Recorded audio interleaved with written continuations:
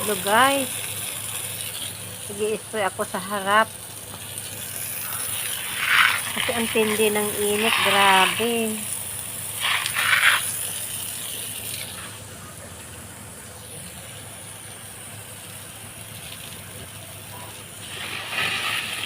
Dapat ano kayo ng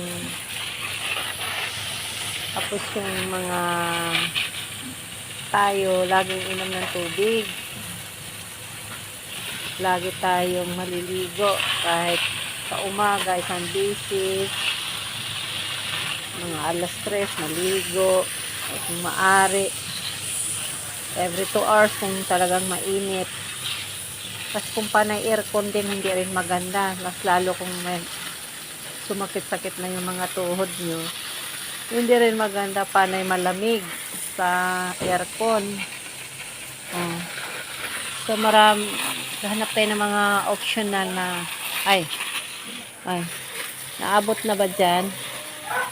Hanap tayo ng mga option na para lumamig yung environment natin. Di ba may na dapat sana may ulan na, hindi ng init. Yan.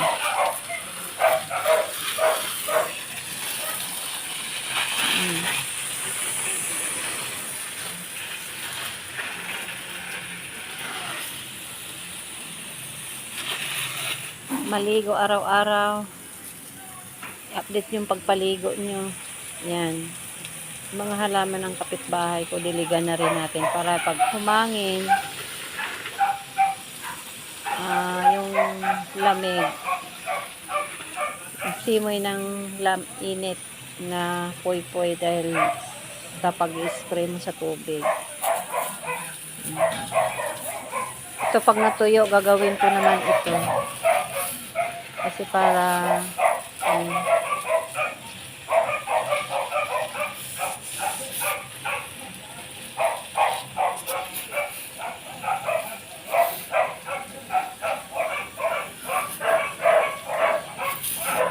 laging ugaliin maligo, laging ugaliin uminom ng maraming tubig sa panahon ng tag-init.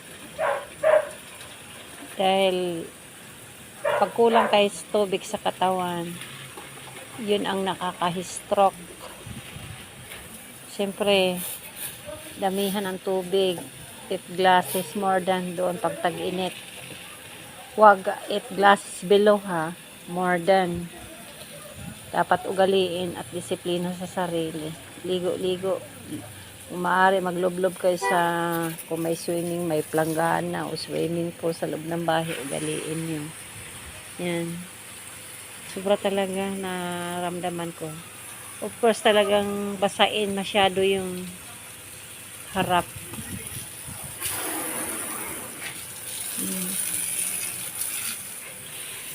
Yung mga halaman.